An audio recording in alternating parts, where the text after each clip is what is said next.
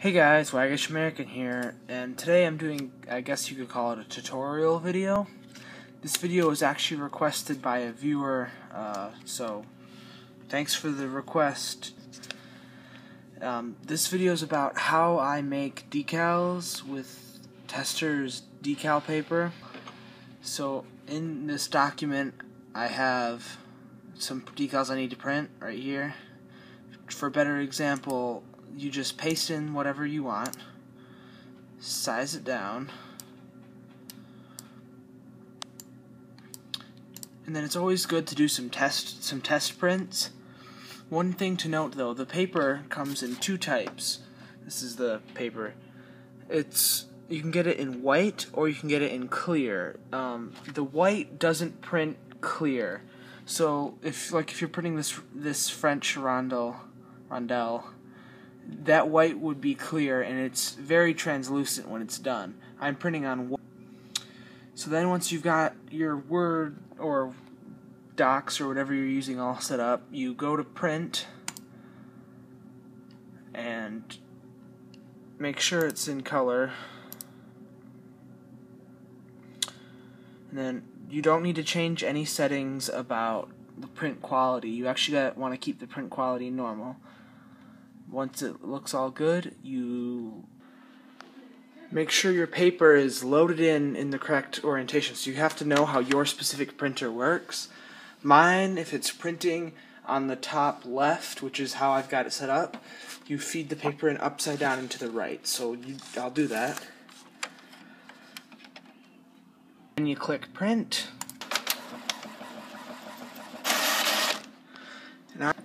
Now you have to be really careful not to touch these. They need a couple minutes to dry before you can do anything with them. Once your decal sheet has been printed and dried, the next couple steps are pretty important to do in the right order, and with the right things.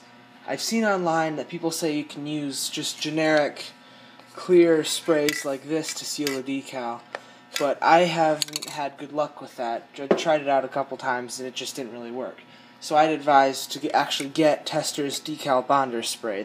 Their stuff works best, in my opinion.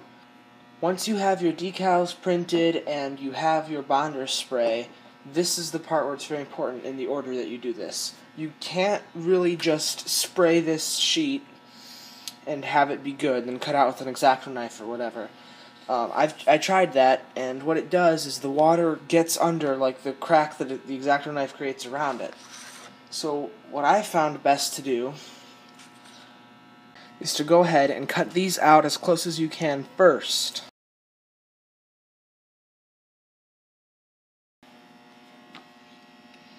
Another thing too is try to avoid laying your finger on it while you're cutting it out, because the oils and stuff from your finger can smudge.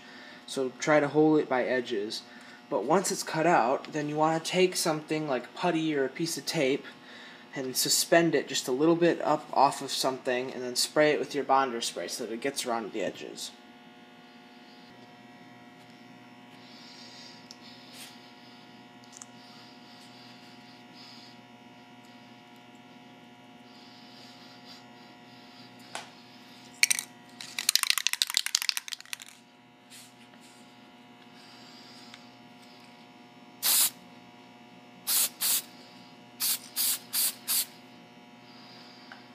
Once the decal bonder spray has finished drying, I don't really have a set time, I just give it a couple hours.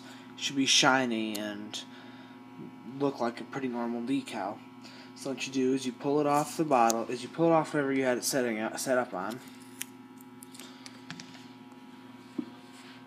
Your tweezers. And I like to dip this in warm water for 30 seconds. Now, these are not going to be like any decal probably that you've ever worked with before. It won't float up, so no matter how long you let it sit like this, it will not float up, it won't come off easily. You actually, I don't know if this is standard, but I have always had to pry it off.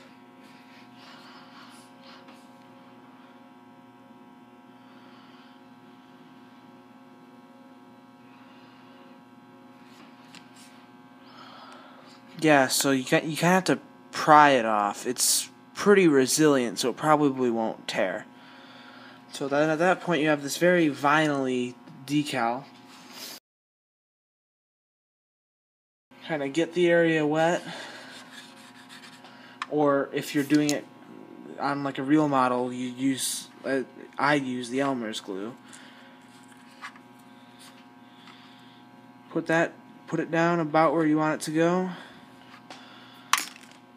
Make any small adjustments you have to, and it's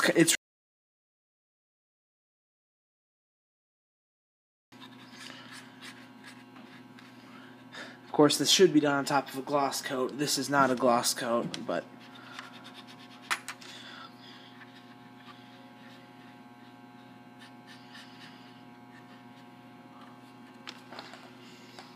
alright. And that's how I print my own decals. Did you enjoy this video? Leave a like and a comment. Would you like to see more? Don't forget to hit that subscribe button.